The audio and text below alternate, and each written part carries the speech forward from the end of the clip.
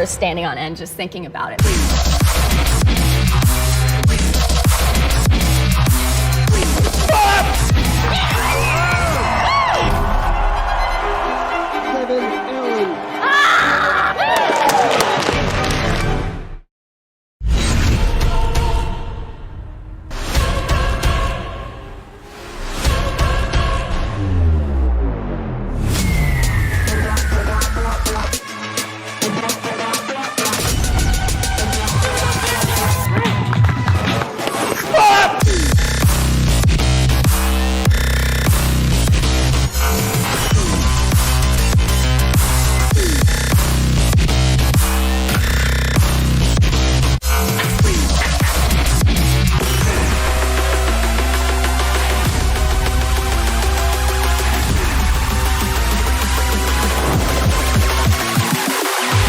Hair is standing on end just thinking about it.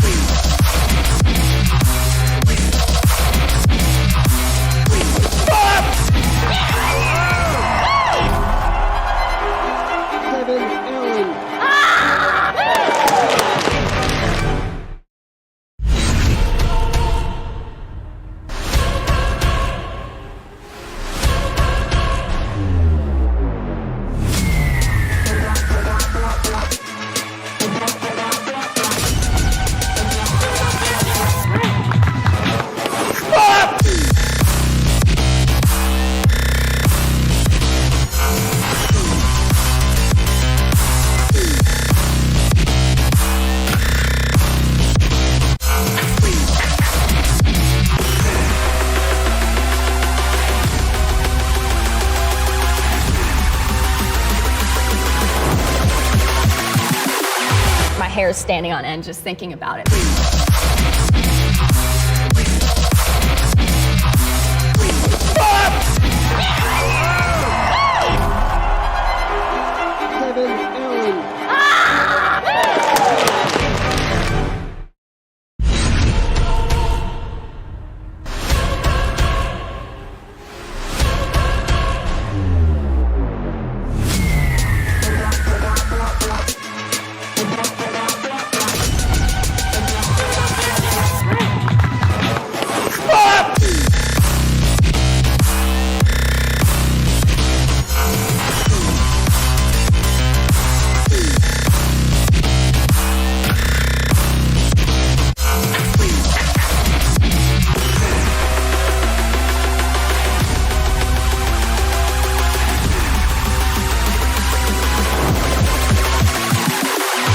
Hair is standing on end just thinking about it.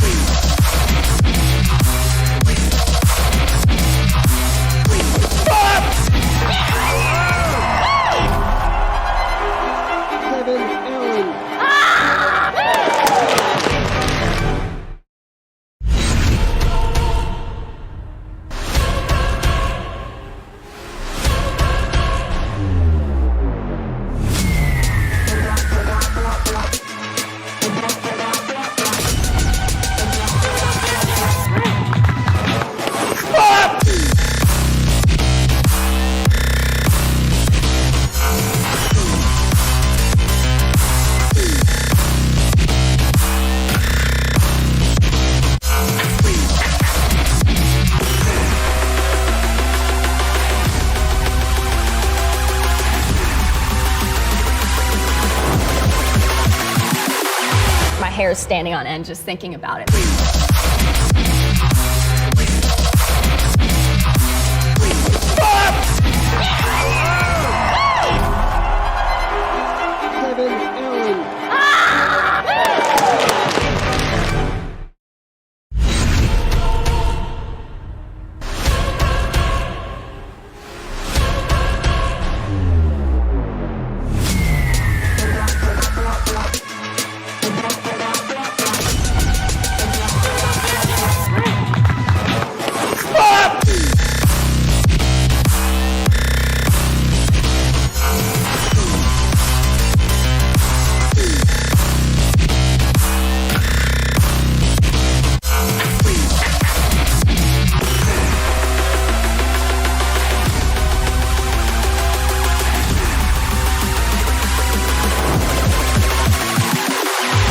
hair is standing on end just thinking about it.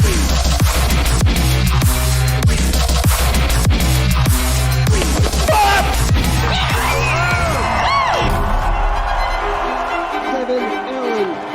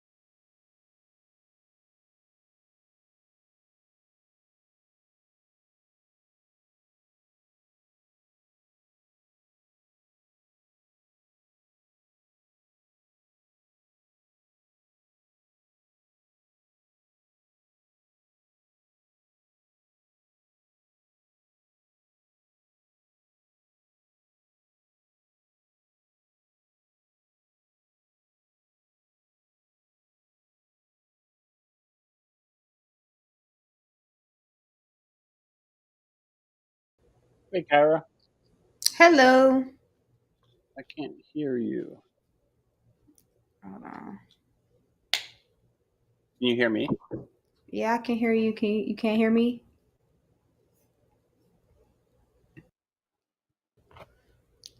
Can you hear me? I can't hear you.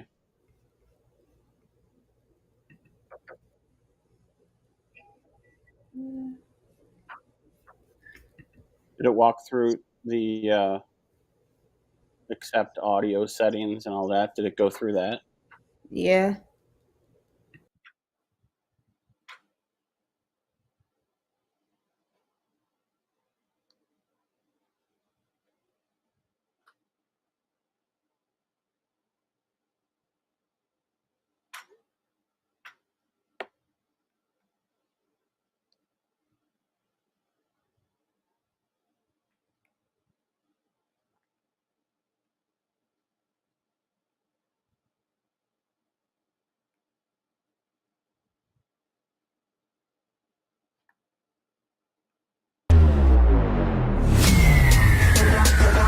I'll show video 24 waiting.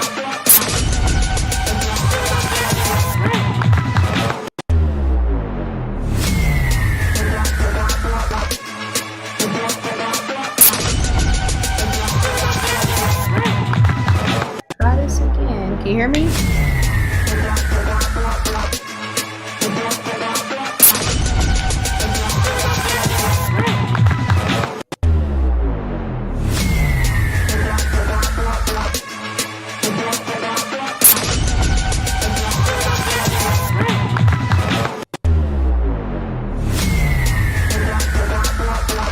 Can you hear me now?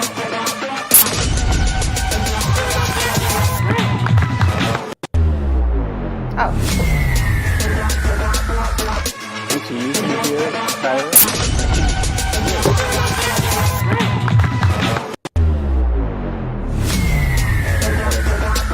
Jump in and out again.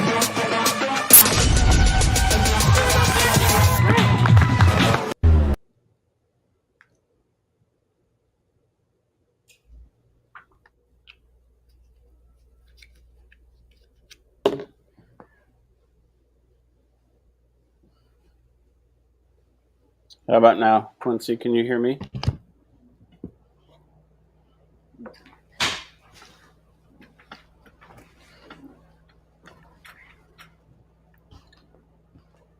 I can't see Kyra or hear. So I can see you. Let's see.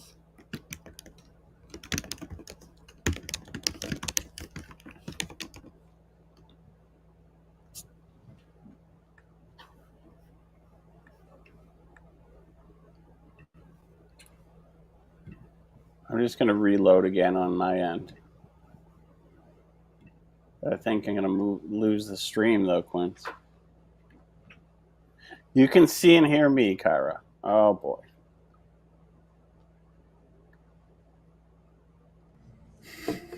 Devin, so I... Oh, whoa. Whoa. I can hear Devin. Buckets. What's up, brother?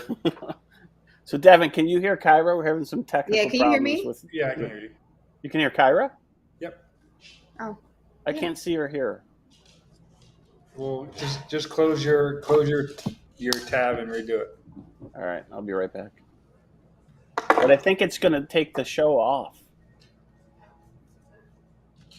I don't know. Quincy says it shouldn't. All right. I mean, I can. I'm gonna try. You're probably all gonna bounce out, but I'm gonna try it again. Okay. Okay. Nope. Kyra, what's up? What's up? Just trying to. You got your dog over there. I had to put mine in the room. Well, he's not. Yeah, he's good. I think someone was trying to pull up on me. Oh, There yeah, it so here is. you go. You got a Now I guard can dog. hear you. Hey, Bob. How you doing, Kyra?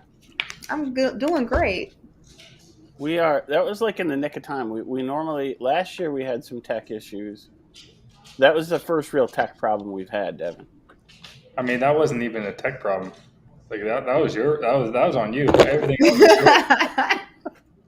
yours. Technically. Hey, technically, you know what? Right at the moment, Devin, we are live. We are live. I'm doing the post right now with the We're Live post.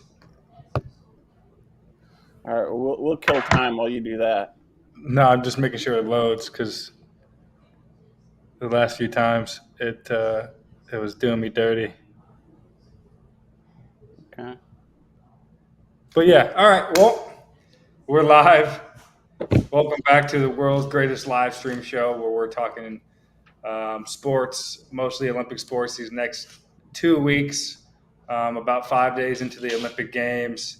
I'm one of your hosts for the last 4 days. Not going to be here for the next few days, but I'm your host, Devon Allen, two-time U.S. Olympian, third all-time in the 110-meter hurdles, four-time U.S. champ. I played wide receiver for the Eagles the last 2 years, and I'm now just doing a podcast, live stream show. There we go. Wow. I don't have any of those accolades, Kyra. So I was going to say, I hate going after Devin. Like, I'm going to let you go first, and I'm going to go last.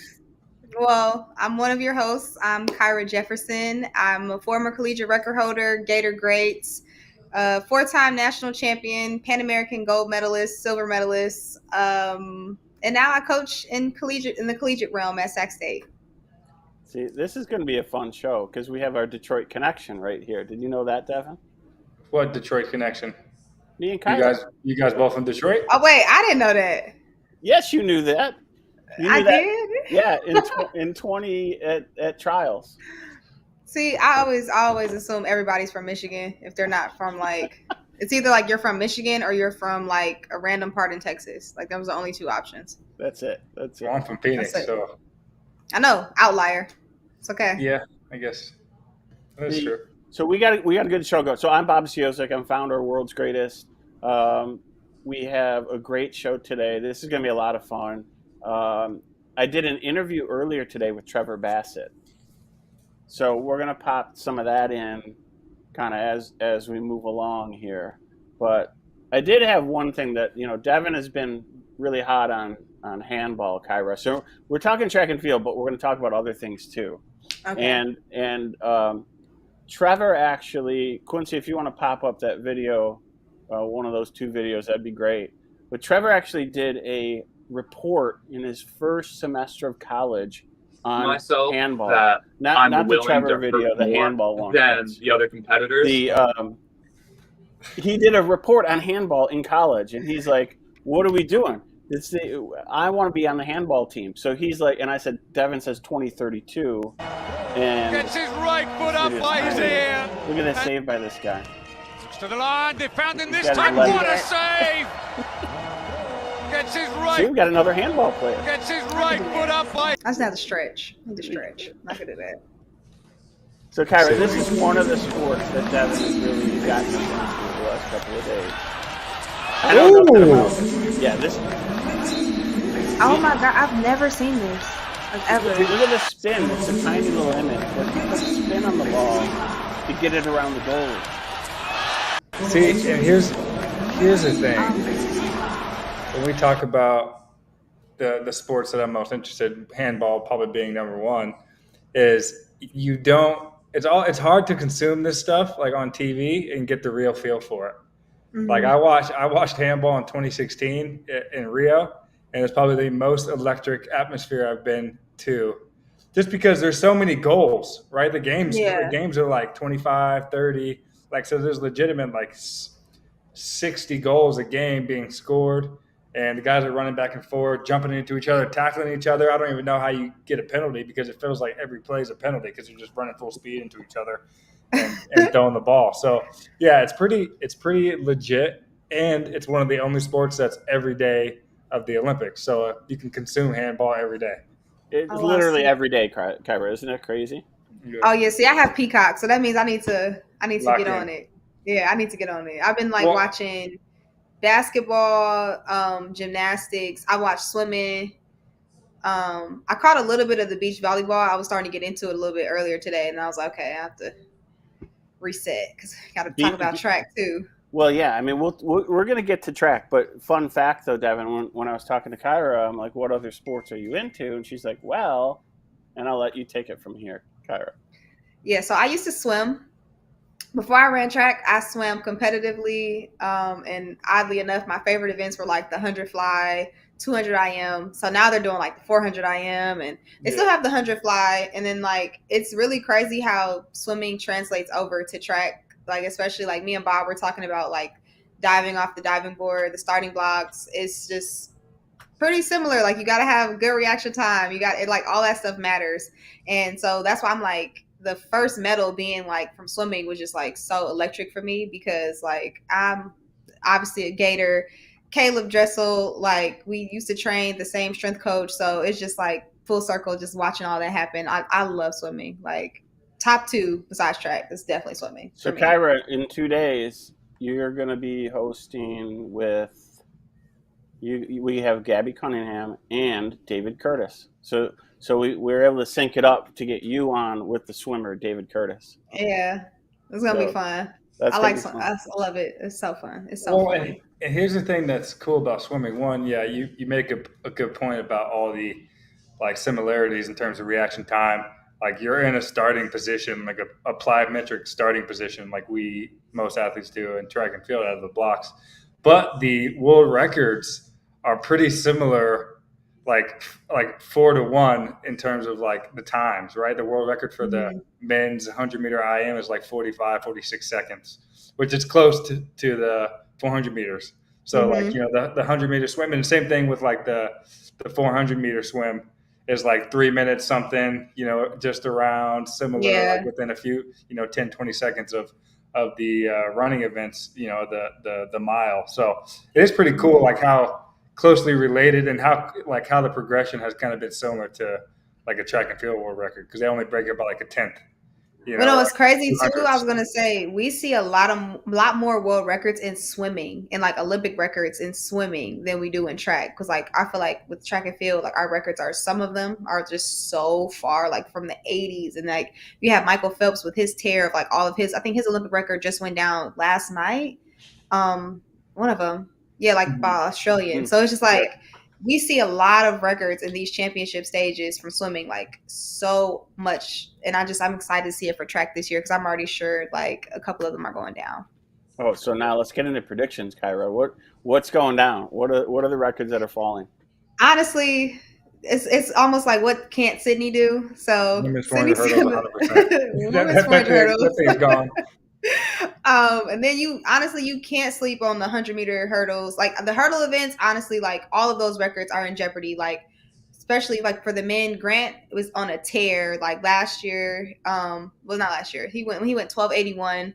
It's like he's in peak shape to do like way better than that. So it's just like, and then in the 100 hurdles, I can't even tell you who's gonna like win. Honestly, I don't have the bandwidth. Make the final. Yeah, like I don't like have the bandwidth. 15 athletes that could win it from different countries, and like it's just no. You never know. Honestly, you don't. So that's the cool thing about the hurdles, right? Is like you got to be so perfect. And even like you said earlier, Grant being he just ran 12.9, 12.9, 12.8 at the Olympic trials a month ago. Like that's a good indicator that he's ready to run a world record time. Same thing with the other guys, right? Daniel. I was gonna say because Freddie looked like amazing, like in the rounds too. So it's just like, like you could definitely improve by a 10th or 1500ths real easy in the hurdles, just because like that event, like you catch a hurdle a little bit better than you've ever done it, or you start coming off a hurdle one a little bit better than you've ever done it, sets you up for the whole race, right? You could just be 100th faster per 10 hurdles and nothing else changed, and then you run a 10th faster, right? Yeah. So hey, I want to pop in one of these videos, Quincy, if you could pop it in, and then we'll listen to it. This one might be like 40 seconds. It's with Trevor Bassitt, so we're already talking 400-meter hurdles.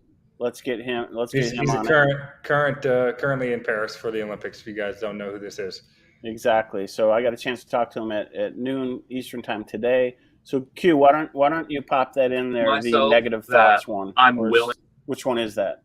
Well, it wasn't really popping in much until the day between the semi and the final, and then the morning and like afternoon of the final. It was kind of sneaking its way in there. So it's just something where I'm like having to hit a reset. You talk about negative one of the things thoughts. My sports psych and my therapist and I talked about was just being like, what's my job right now? So that thought pops in my head.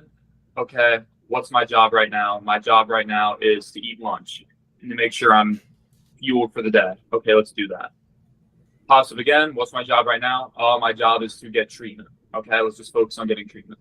So just kind of like finding ways, like you said, to hit a mental reset, so then we're not getting stuck on those potentially negative thoughts. It wasn't really. So I was asking him originally. I was talking about what was it like to make the team, and then how we got on the topic of kind of controlling negative thought. So I thought it'd be interesting because his technique of what do I need to do right now kind of thing is so simple and applies to everything in life. But I wanted to get your guys' take on when you need it most on the biggest stages. You guys have done it. So how do you kind of fight off negative thoughts or kind of pre-pave all your positive thinking so they're not even coming in? I had a sports psych when I was competing, and he told me that my negative thoughts are going to come and you're working twice as hard to ignore them than to just let them come and then let them go. So like similar to Trevor, like it was really just be present in the moment. And so you take one thing at a time and you control what you can control. Because at the end of the day, everybody is nervous. Everyone has anxieties. They just all present themselves differently. Yeah, I agree with that. I think you'd be lying as an athlete if you didn't have some like lack of confidence coming into a competition or some negative thoughts creeping in right before your race. And I think the biggest thing is just relying on your training. And really that's where part of that is your coach or your support staff being around you and be able to affirm and reassure, your ability and your talent and everything. Like, hey, like there's nothing you can do now. Like it's already done. Training's been done. Everything you've been building up 9 months for this competition or whatever, whatever it may be. Just go out there and have fun, compete. And that's what my coach said every time I go out there. He just says, "Hey, have fun," and we give a little fist bump before I go in, and that's the big thing is like, as much as we feel pressure because we're athletes and we want to perform, we also need to learn to kind of like relax and enjoy it, because like these moments aren't going to be forever, and you don't want to go back and think about all the great times you've had as an athlete and just feel anxiety and like stress about it. You want to have those good memories. This is awesome. Yeah, exactly. Right. You want to be like, man, this was a great competition, or it's great just being around other athletes. It was great, just hanging out. Like people could get, so engulfed in their competition and their event, which I think is important. You got to be focused, but like some people might not even enjoy the Olympics. They might be in Paris and be in their room just like, oh, I don't want to walk around too much, or don't want to do this and do that. And, that can affect you too, right, mentally. So I think you have to find a good balance between the two. I remember Natasha Hastings saying that. She's like, the first time in the circuit, she's like, I was just like, I wouldn't leave the room. I was here to do a job. That's all I was going to do. And she's like, then I realized, I'm not having any fun doing that, Yeah, there is a such thing as being too serious. Like, I know, like, when we travel all the time, like, we'll all, like, hang out, we'll play cards, like, all of that type of stuff. It's really good to kind of let off the steam and the pressure that you're putting on yourself just as wanting to be an elite athlete and perform at a high level in all these different stages. It's so, I always, like, even, like, now, I have my kids play Uno, like, in the lobbies and just kind of, like, just relax. And they're like, Coach, I got to be serious. Like, I'm like, yeah, you're not being unserious. It's just, you have to take a deep breath. Like sometimes having all that pressure doesn't make you perform as great as you think it will. For sure. I want to pop one more Trevor video in here, Quincy, the one that's willing to work, because we kind of touched on this a little bit twice already, Devin. So you control the volume on these videos on your end. So if, when it comes on, just pop that volume up. Myself that I'm willing to hurt more than the other competitors. Whether or not that's true, I don't know. You ask other guys, they'd probably say they like to hurt more than me. I don't know. That's just my thought process is I'm willing to hurt more. I'm willing to leave everything on the track, especially in those moments when it's an Olympic trials or a world championship where like all the chips are down. I've just always been willing to, in that moment, be like, all right, we have to go now. And I've always prided myself on my finish. I've always felt like if I'm within a couple meters of someone coming off a hurdle 8, then I'm going to beat them. And a lot of that goes back to training, just trusting my training. A lot of that goes to confidence and just knowing, like I said, I'm willing to hurt more than you. I'm willing to just throw everything on the line right now. And then, like you said, it's also mental toughness, realizing you're down in a race and not letting your position in the race dictate how you think. I'm just going to pop that up for a second, because when I think of Trevor, I think he's such a good finisher, and it doesn't matter how far back he is. It seems like he has this, I don't know if it's another gear, but he just gets crazier. Like he's like, I'm just going. It must be just he's got some other gear in there.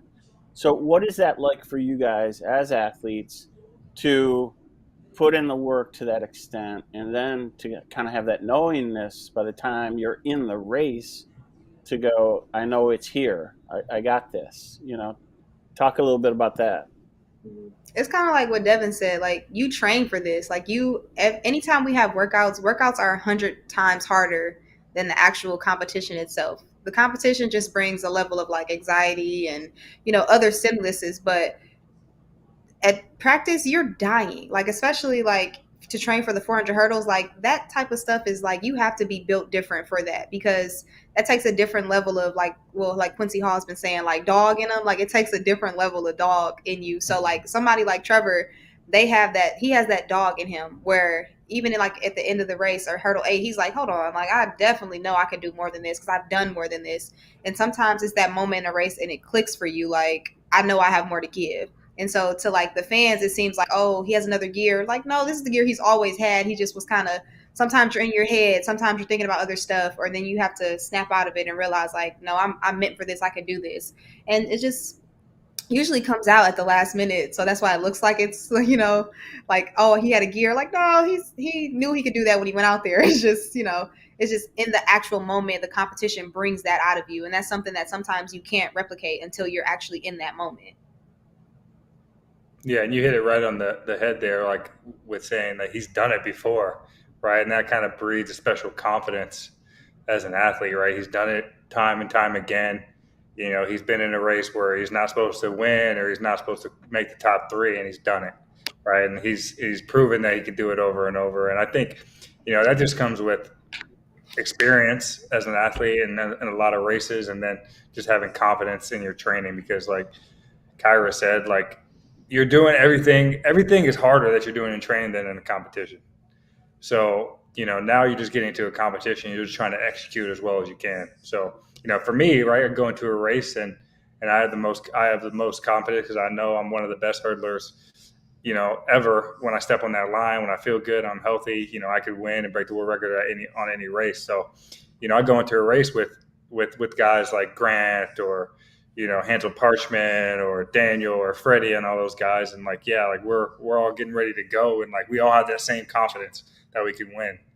And, you know, so, you know, that's what it looks like sometimes. Sometimes, you know, you have better parts of your race. My best part of my race is the last three hurdles. And that we've seen that over and over again.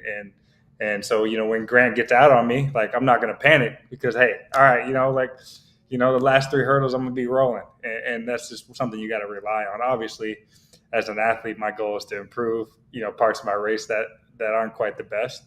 And so that's kind of where we're working towards. But 100%, Trevor, you know, is an elite athlete, regardless, you know, of how the finishes go, right? Like, he is one of the best in the world, especially in this event right now, the 400 hurdles. Mm-hmm.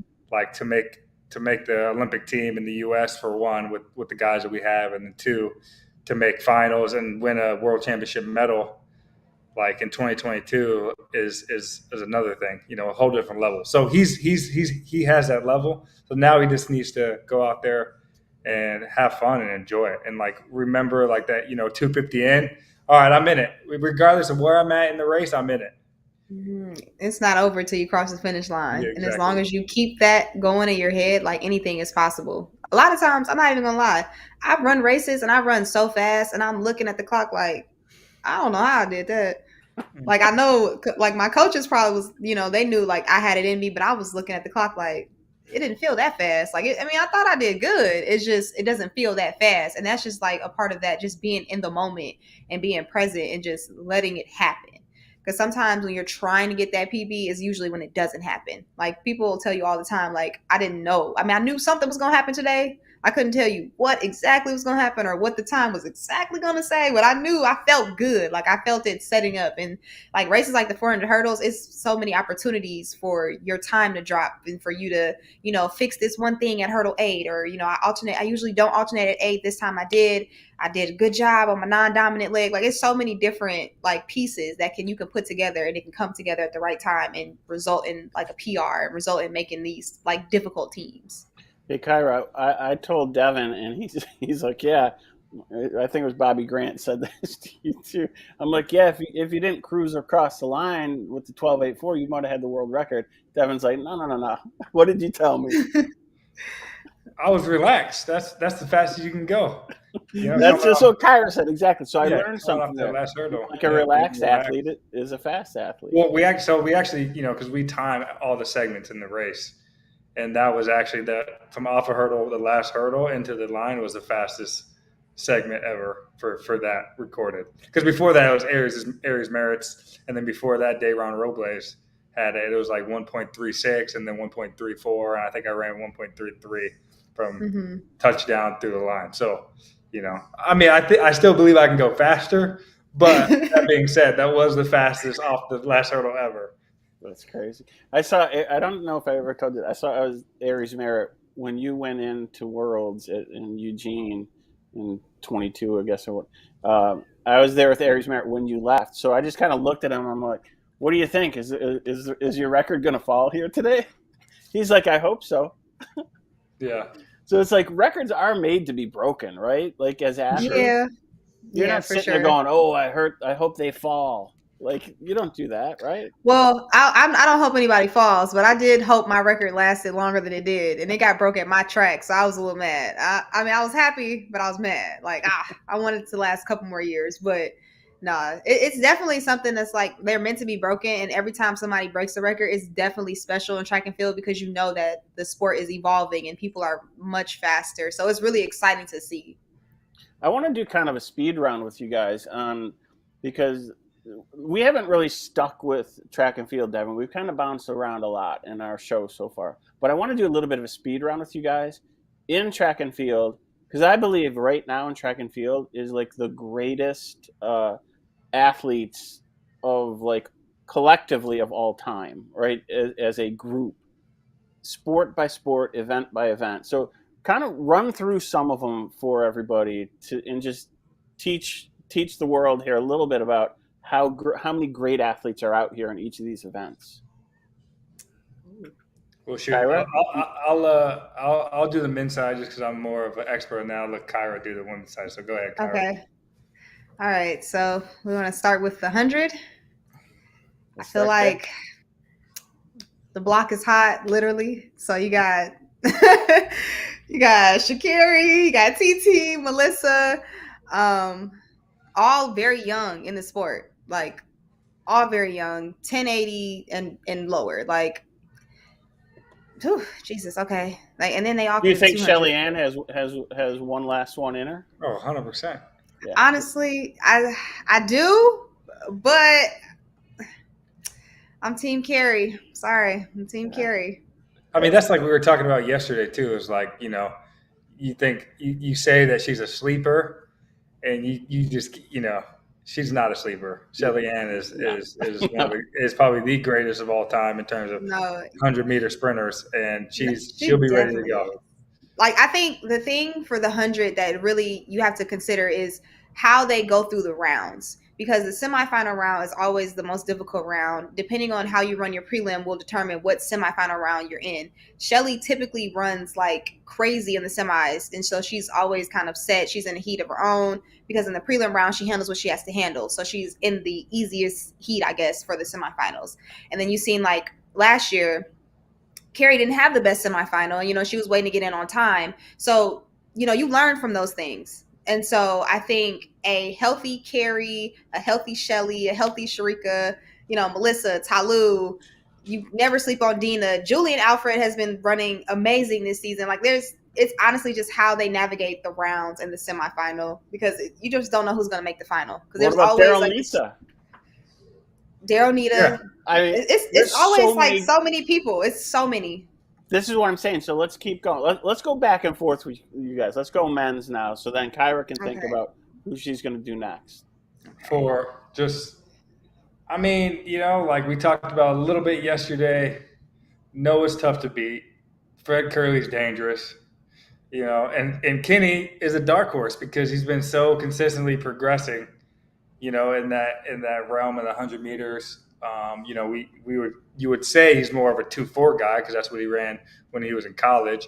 But as he's progressed, you know, he's been very dominant in the 100, and he's in that same camp with Sha'Carri and TT. And you know, I think the 200 is a little bit more like out there. I think Noah, you know, has been so dominant in that event. Like, that's his baby. We haven't seen a lot of athletes been able to run, you know, really faster than 19.7, 19.6 consistently. But Andre DeGrasse always comes to play from Arian Canada. Arian Knighton, the young guy. Yeah, you know, training in Florida. You know, and then Kenny again, right? Like, Kenny is only a 10th behind Noah at the Olympic trials, and I also agree he's going to be ready to go. So that's always an interesting race. The 400 meters on the men's side. You know, Michael Norman, Chris Bailey, Quincy Hall. I mean, Michael Norman is like the vet, right? Like, he's been around and competing well and one of the best in the world for, you know, 5-6 years. But then, you know, Quincy Hall kind of making that transition back because he was a 400 meter guy, and then he made a transition to 400 hurdles, and then he was like, nah, I'm not having it. So he went back to the 400, Mm-hmm. and just ran a PB in Monaco. And then Chris Bailey's a young guy. I think Chris, he was out in Florida, right? No, he went to Arkansas. Oh, he went to Arkansas. Where's he training now, though?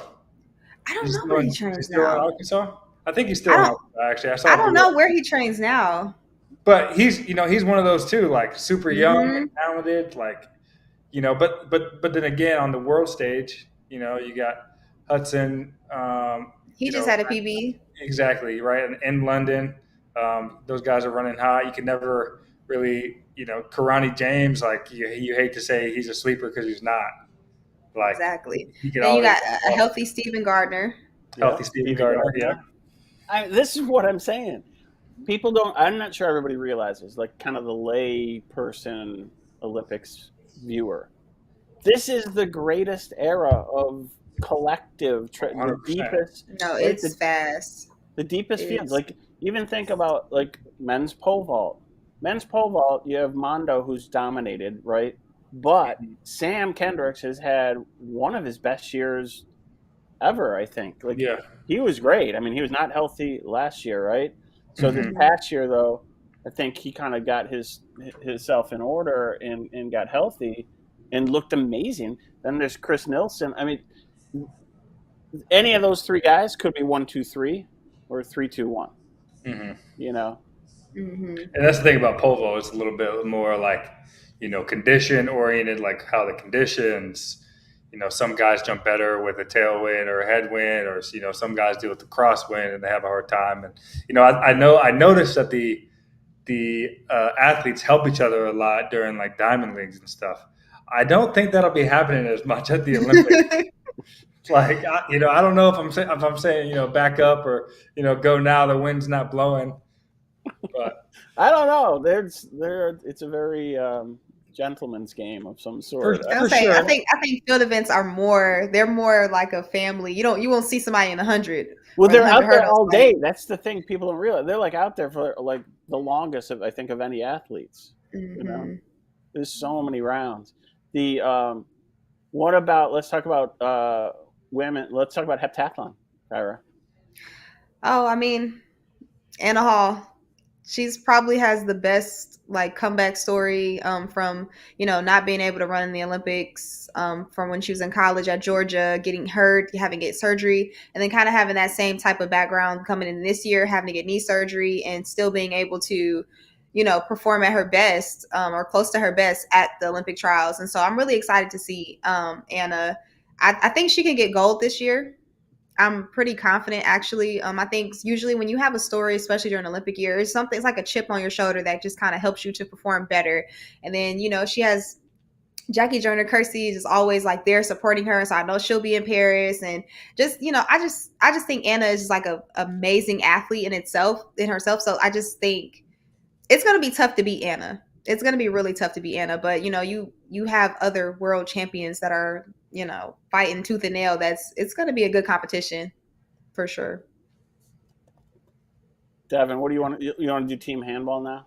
No. I was about to say I agree with that. I think Anna definitely has a chip on her shoulder. There is a lot of comp in that hep, though. The Nafi from Belgium, the two-time defending Olympic gold medalist. Johnson Thompson from Great Britain. Yeah, always got to count them in. Yeah, so and that's going to be an interesting event because, there's always in Olympics, especially, there's always like something that doesn't go to form. Mm-hmm. Because we had like Kevin Meyer, right? Like at the Tokyo Olympics, he was set to win. And then Damian Warner came, he didn't come out of nowhere because he's a great athlete, but came out and took the gold. So, it's just interesting that dynamic. The field events are a little bit more like up for grabs. I would say, because like as dominant as Ryan Krauser is, like there's a lot of good guys. And like you were saying earlier, Bob, like this is probably the greatest era of track and field. And, I'm going to pat myself on the back. The 110 hurdles on the men's side, we have like, this is probably the first time in history that there's probably like, I don't know how many people are running under 13. Right, like the three it's guys. At least like 6. Yeah, 3 guys there. Me, but I'm not racing. Hansel Parchment, Rashid Broadbell, Who else is running at 13 that's still competing? Omar. Like, there's so many athletes that have run under 13, which was like a mark that was a huge deal, right? There's only 23 or 24 athletes ever that have done it. So you got like a fourth of those athletes that are still competing in this time right now. Like, so that event is crazy stack. Same thing with the women's hurdles, right? Like, we're talking about the world record being 13 or 12:20 or 12:24, like less than 10 years ago. And now there's, probably 10 athletes that can run 12:30 or faster. And that's how it's becoming in the 200 as well. Like 22:0 used to be like a thing, and now it's like if you can't run at least 21:8, 21:7, it's like good luck on trying to like get on the podium. Yeah, that's crazy. That is crazy. The so Dev, I want to dig into some of these other sports though that are happening. Let's kind of veer off here for a second. Did you guys see the fencing yesterday? We talked about it a little bit with the women's. The two women from the U.S. That was pretty amazing. And do we want to do more like spoiler alerts on? Because I know what happened in men's gymnastics. It's hard to say it's a spoiler. I get where you're going because like the it's USA not our job. The USA broadcast is like going on right now, right? Yeah. Like everybody in the US is like rewatching it. But the true sports fans like us, like I was up. You saw it. 7 a.m. I was tuned in, right? Oh, yeah. And I was training and there's a TV. We were watching the gold medal match. I think it was Korea versus I want to say France and archery. And so I was doing all the research, right? Like, because we're trying to figure this stuff out. Like, it looks easy, but then you Google search how far it is. 70 meters. You're like, whoa. Meters? I was like, dang, okay. Like, buckets. Let's see. In my head, stats for us down here. Yeah, exactly, right. So South Korea won. And in my head, I'm like, man, that doesn't seem too hard because it's really the camera on the athletes, and then the camera goes to the target, and so you don't get to see the distance. There's no great shot of like how far the athletes are standing away. But then when you think about it, like 70 meters, like that's crazy. I saw something that said it takes like 2-3 seconds, like to actually hit the target after it like leaves. Wow. Yeah. They need the tracking camera. I'm gonna have to talk to Molly Solomon, head of production on the Olympics. Like, you need the archery tracking camera. Yeah, or get a camera like built into the arrow somehow. Oh, that's That'd be GoPro. sick. Let's go. No, for real. For real. The lightest GoPro ever. Well, if it's all weighted the same, then we don't care as the archers.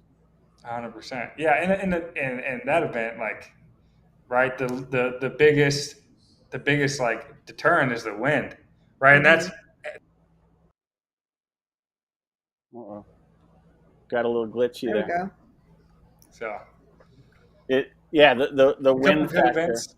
Yeah, a couple good events. A lot of swimming going on. I know Kyra's a swimmer at heart, so the 400 medley was today. I love the medley. That is cool. This is a cool event. I love it because it just blends everything into one. It's kind of crazy. It's kind of like their version of the heptathlon. Yeah. But it's like we were watching it today. We're like, wait a minute, she's still doing the backstroke. It's like, oh, one more lap, Yeah. Well, and too, because like the 400 meters, we always like in track. I'm always thinking, one distance is like one length is 100, but it's only 50. Yeah, I was just gonna say that. Yeah. Same thing. Yeah, I didn't know anything about swimming, and then when we shot with David Curtis for the Science of Movement, he's only does the 50, so that's his specialty, and it's like here to there. I'm trying to jump halfway into the pool. Yeah, I think the best part is when they dive off into the pool and they literally are just under the water for a really long time, and they come up. I'm like, oh my god, I would have came up. Like I was a good swimmer, but I wasn't that elite. My wingspan is not, it's cool, but it's not like really, where it should be. But no, I'm swimmers have crazy wingspans, don't they? It's like seriously, it's nuts. And like I think at some point in my life I was a little too short to keep it going. Like you got to be a certain height. Do you think there's like a I don't know if I made this up in my head, but I always thought if you played basketball as a young person, you just naturally got taller because you're always like trying to like go for that, object up high. So I feel like if you swam your whole life, you think naturally your arms just get longer and You would think so. your hands and feet get webbed or something like that. You would think so. But I learned a couple of things though on the shoot because the series is about how the body moves. So one thing I learned is it's one of the few sports where there's equal use of the upper body and the lower body. Like you have to use both 100%. at the highest level. So I'm like, oh, I never thought of that. And then the one that I thought was really interesting that I've never heard of, but you probably know this, Kyra, the fastest part of the race is going out of the blocks. That's the fastest they're going to be. Everything else is slowing him down. Mm-hmm. So I thought that was like a simple insight, but so fascinating. He's like, yeah, you're jumping in the water. It's all resistance. I'm like, oh, yeah, duh. Like, of course. And then there's an argument like what temperature makes you faster? Like warm water, cold water. Yeah. Like I learned the depth. Suits. The depth. So their depth. the depth matters. Yeah, the depth is a real thing. 7 feet. I don't know what it is, but someone said a shallow pool at the Olympics, and I'm like, well, you need to tell us what it is then. What does that mean? That means you swim faster? No, there's more waves. So there's an optimum depth. 7 feet is the optimum depth. So it's not as choppy. I see. Yeah. Yeah. See, that's like the deeper science into it for sure. Exactly. The other thing that I learned is David actually takes one breath in the 50. He's like, yeah, I'm not supposed to do that. Nobody takes a breath. So everyone has their own techniques in sports, right? In athletics. Like you said it, Devin. It's like when we were shooting you one time, you're like, everyone looks a little different going over the hurdles, right? Mm-hmm. But it's the same objective: get from here to there as fast as you can. Mm-hmm. And one thing I want to say about all the different events, right? The technical parts is like track, swimming, like horse racing, canoeing, like the rowing. All those are very objective in terms of the time. Right. But a lot of the events that are popular are kind of subjective, right? Like gymnastics, we talk about, being scored. Obviously, like you can just see a more difficult skill, being accomplished and they're going to get more points. But today was the medal day for skateboarding. Right. And that's super objective in terms of what tricks are more difficult, like what variants and stuff like that, are needed in order to get higher points. The same thing with the Winter Olympics when you talk about the half pipe and all that stuff. So I think that's a cool dynamic because, a lot of Olympic events are objective, right? Who can get closest to the bullseye in archery, but some of them are subjective, right? They got judges. We talk about surfing. We're learning that there's a whole panel of 20 judges. Yeah. Right, that are kind of ranking every athlete. They're ranking each run, giving it points, and it's an interesting thing because as a fan, you don't really know what's going on until it gets scored. Yeah, exactly. That's the purity of a lot of track and field, though, right? I mean, there's nothing that's subjective in track and field, right? It's all height. It is what it is. This is the furthest jump. This is the highest. Yeah. This is the furthest throw. That's the fastest time. One thing I do like one time, Sam Kendricks told me, he goes, if you think about it, our event is the only event where we end on a low. You're always knocking off a bar, unless you're not going to do that final attempt at whatever, which they all do. But their last attempt is always knocking off the bar. It's it takes a certain mindset. Right? If you win the 100 or the 110 hurdles, you there's no you do it again. Yeah. I feel like high jump is like that though. If they decide to take the next height, high jump is like that. Yeah. Yeah. So do you guys like sports that are more definitive and not subjective, or do you gravitate toward I wouldn't mind having someone judging me? No. I don't like the judging part. I like sports. I like swimming. I like basketball. It's clear cut. You can see who won, and I'm just that type of person though. I think Gymnastics is fun to watch though. Like, but scoring wise, there's always a little piece of you that's like, well, I don't know. I thought that deserved a little bit higher. But at least like with other sports, it's like, yeah, well, that they won fair and square, so that kind of solidifies it for you.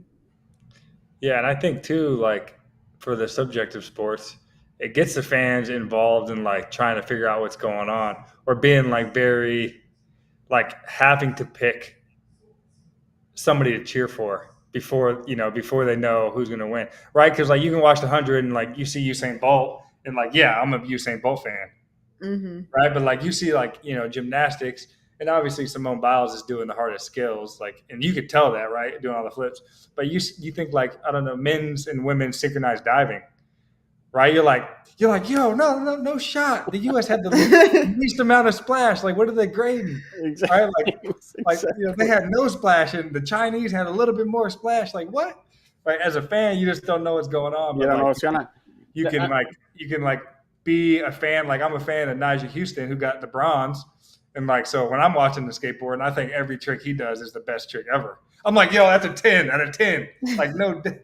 When we were interviewing skateboarders, we were thinking about doing skateboarding for one of the episodes, and they don't. And we had, I think it was Minnestas and her mom were on, and they don't even know what the scoring is. Yeah. Like the athletes don't really know, so they're just doing their thing, and then it's just like. You know how we did the walkthrough, Devin, in the show where you were showing us, here's what I'm doing when I'm coming out of the blocks. Here's what I'm doing over the first hurdle. Here's what I'm doing this. So for the skateboarder, I was asking them, could you do a walkthrough like that, but like you're all mic'd up and we have a camera on your head, but you're talking through it. And they're all like, I don't know. I feel like it would be hard a little bit. It probably would be. But I'm like, I'd never seen that before, so it might make for good content. We don't know. Well, we've actually seen that recently in baseball, the All-Star game. That's right. Like the shortstop's mic'd up, and then but a shortstop makes an error, and they're like, oh. they're like, what happened there? And they're like, oh, I just suck. I want to give one little assignment to Quincy on. I want to hear what's going on in dinghy sailing. Is that started up yet? No. Kyra, have you seen this? The dinghy sailing is actually a thing. There were so many Olympic sports I didn't know that were Olympic sports until like this year. I found out about breakdancing because one of our nutritionists told us about it, and so now I've been actually trying to get ready for that. Yeah, but that's new. So that's okay if you didn't know quite yet. We have. I'm actually recording tomorrow. We're going to be recording with B-Boy El Nino and Quick Step. Oh yeah, that's who you're saying. Actually, I'm going to pivot a little bit because I have a question for Kyra, and I know we got into Olympic sports real quick, but you're coaching now at Sac State. How has that transition been from elite athlete to now coach, elite coach? Like what are the similarities? What are the differences? Like, what do you have to do different? Like, what's the mindset? I mean, honestly, I think a lot of the nerves that I would have from competing didn't really go away. They just transferred from it being like my responsibility to like, make it happen 100% to just like being in my coach's shoes. So like, I kind of understand now a lot of the things that my coaches would try to say to me. And I can see like they're trying to help me. They're just trying to avoid me overthinking. And I'm thinking like, oh, no, you just don't understand. Like, no, they do understand. You just, they're trying to protect you from you. And so I kind of feel like I went from being hypervigilant as an athlete to being hypervigilant as a coach and kind of seeing 3 steps ahead of just me being present. So like, I can't be as present as a coach as I could as an athlete. Like I have to think about what could happen for this case scenario, that one.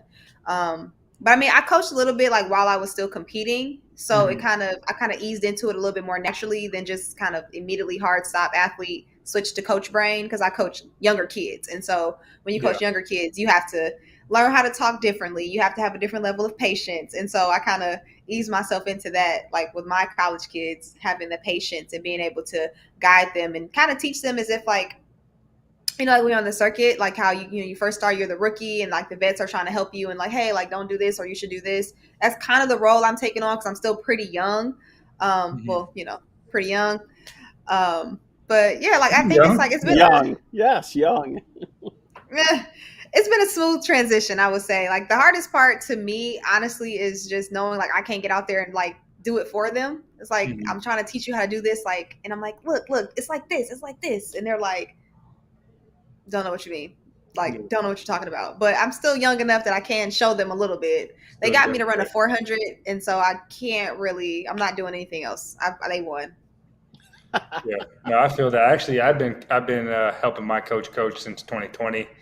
So I've been doing like the athlete and competing and coaching. I'll like train and then I'll hang around the track and help out with the sprinters and hurdlers. And I do think it's definitely helpful, like to flip the switch in your brain from like athlete trying to absorb all this information to like now trying to get this information that I know what it looks like. I know what it's supposed to look like in my head, and I'm trying to like say it and put it in the right words so that somebody understands it. And that helps me too, like, figure it out. So like when I'm talking to the hurdlers and like talking about body position and everything, it's like very oh man, helps equip it better with me in terms of just, learning and improving, so I definitely have seen a benefit in doing the coaching and the athlete thing at the same time. And it's just kind of fun, like as an athlete, we train a few hours a day, but most of the day we're not doing anything. So it gets boring real quick.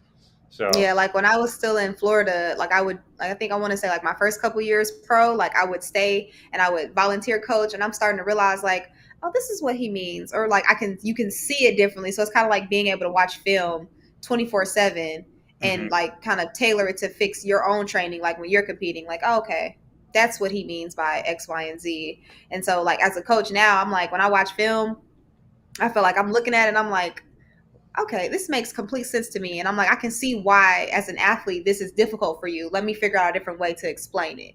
And because I can actually put myself in these body positions, I can help guide them in that way too. Like, especially like with the start, like starts are probably like top 2 of the hardest things to master if you don't have a good one.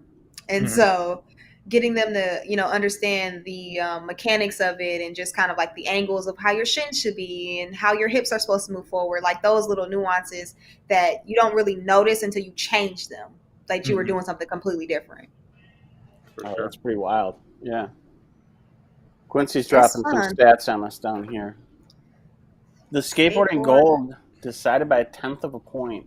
I mean, yeah, well, and they score those like you do all your tricks and they just take your best 3 tricks.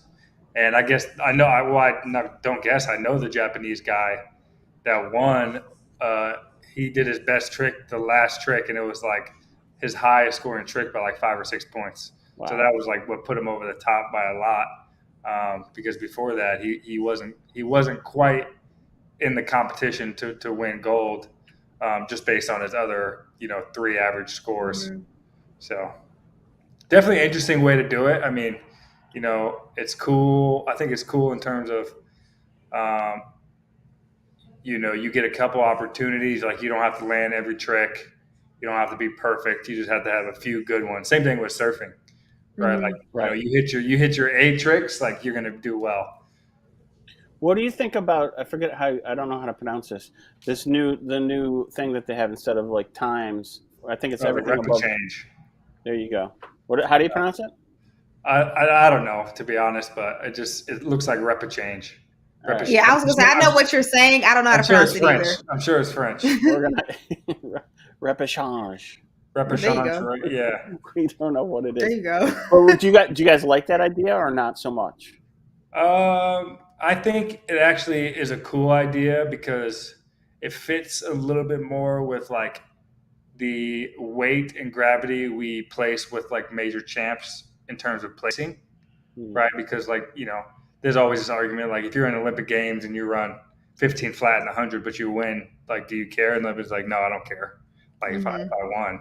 So for that, right, like they're saying like top 4 in each heat make it to the semi. And then all the repechange athletes that didn't qualify get another chance to race. And those guys that win their heats, like in that round get to go to the next, as opposed to having the,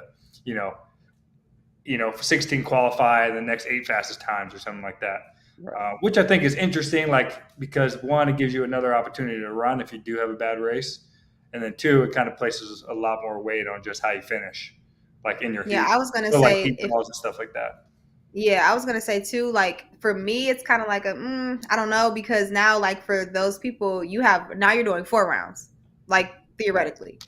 So it's kind of like I feel like that puts you at a disadvantage because depending on how you ran, that other round could be like the thing that you kind of could have used for the semi that you're gonna have to do for the people that had the prelim. They're fresher, especially in an event like the 100. Like it doesn't necessarily mean each round you're gonna get faster.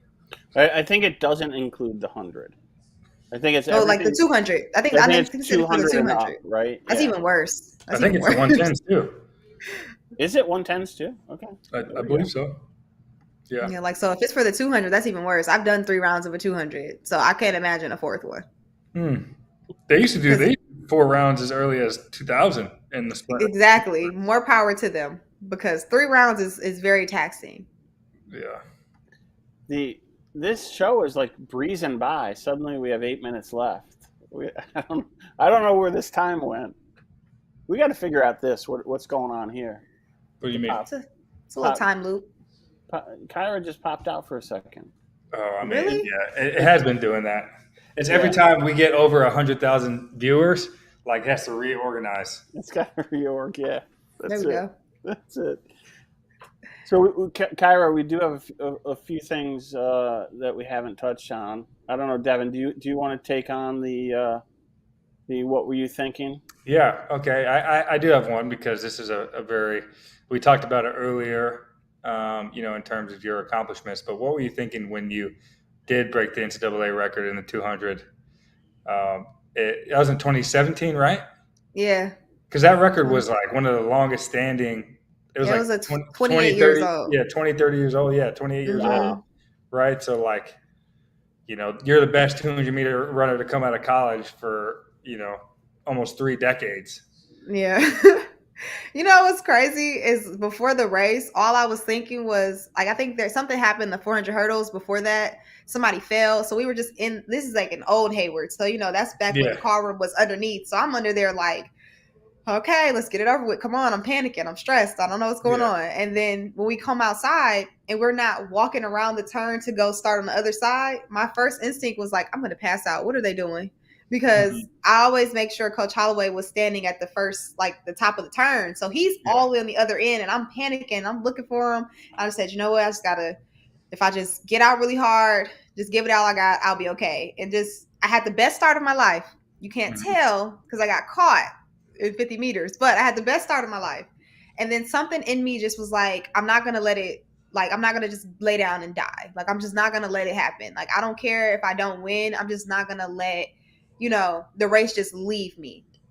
I didn't have an indoor season. This was my last, my last meet as a collegian. I'm like, no, I'm going to fight. And so my brain kind of shut off after like the first 100 and we got back even. My brain shut off. I'm not going to lie. Like I can't replicate what I was thinking the last 100. All I just kept saying was keep going, keep going, keep going, keep going.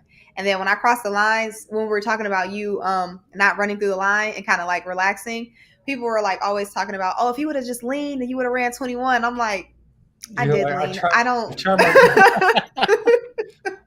I was like, I did. I don't know how to lean. So me celebrating, that was like the most rawest emotion I've ever had in the sport. Like beyond my first SEC title, anything like that. Because I just was like, I don't know where that came from, but I'm glad it came today. Mm-hmm. Yeah, no, I mean, and that was a crazy race too, because one, I'm an Oregon Duck. So we had 2 Oregon Ducks in that race that were, trying to go for the title too. And Deja being right next to you and, taking that, like, that's the crazy thing is like, you say like she fell, but like that was probably because she was pushing so hard because you were coming around the bend like. Because I mean, I always see it as like, she's run the whole season. We never see Oregon. Like, so, Florida never sees Oregon all year. So we've never run against each other. That was the first time we ran against each other. And so I feel like because she's never had anyone like on the side of her, it just was causing her body to try to do something it's never done before. And I didn't know that she fell. Jill Montgomery told me she fell. I had no idea she fell. Yeah, I mean, you're locked in. I feel that because in the hurdles, a lot of athletes fall, and I never know they fall until I like look back and they're like, until you look back and you're like, they're like brushing their shoulders off. I'm like, dang. I'm like, what happened to you? Like, that's really how it happened. And it was weird for a long time because I was like, I had no idea. Like, I didn't know. And I was like, because I'm very sensitive. Like, I definitely had that dog in me, but I'm also very like, oh, good job. Like, really compassionate. So it was just kind of like, oh, I'm so sorry. But also, I mean, that's like one of the biggest moments, in an Yeah. athlete's career too. So you got to take it like so much emotion going on that it's hard to react in the right way, to be honest. Yeah, it was. Regardless on what happens, Yeah, no. Yeah, so. It was definitely like a definite highlight because I was people never believe me, but like at regionals, I was boohoo crying at regionals. Mm-hmm. Because I hadn't run faster than like a 22.5. I was like, oh my God, it's over for me. I'm panicking. Yeah, I'm cooked. And then to get there and do that, I was like, woo! Like, thank you. Came right on time. That's pretty wild to think that, Henry Wynn was talking about something like that in how he was so tired and feeling terrible. And then at the end of the season, then ran one of his best times of the year. I think it was his best time of the year. And it's like, it's amazing what you guys can do that even when you're not, quote, feeling well, right? Yeah. The body definitely knows when to turn it on. Yeah. That's why that was one of those moments, like it doesn't happen until you're just in the moment. Mm-hmm. Like you can't replicate something like that if you're not in those same type of predicaments. And then I also had a lot of like, personal life stuff going on at the same time as my last meet. We just did the 4x1. We were coming off of the last time I ran a 4x1 in Hayward. We were national champions. So this time I'm trying to, replicate that. It was just so much, going into it that it was just like I had to lay it all on the line. Mm-hmm. I do want to sneak in the what does it take to be the greatest question, Devin. I know we're getting tight on time to answer. Yeah. So Kyra, we asked. I have literally asked everybody, and I'm sure I asked you this before too. My answer is different now. All right. So, what does it take to be the greatest? To be the greatest, you have to be delusional. Like you have to believe that you are literally the best thing since sliced bread. Like there's nobody better than you. There's nobody that can beat you. And I feel like somebody like Noah. That's why, like Fred. Like that's why you see, them performing at these high levels because they're going out here and they're saying like, I'm the world's fastest man. That's the thing on Twitter right now. I'm the world's fastest man. I'm going to break the world record. Like if you don't believe it, then, you're putting limits on yourself and like, you have to be delusional. Like that's the a little small way of saying it, but you have to have it's like a level of confidence, but it's also a level of, it doesn't matter if you think it's going to happen as long as I think it's going to happen. I think that's pretty cool. What do you think of that, Devin?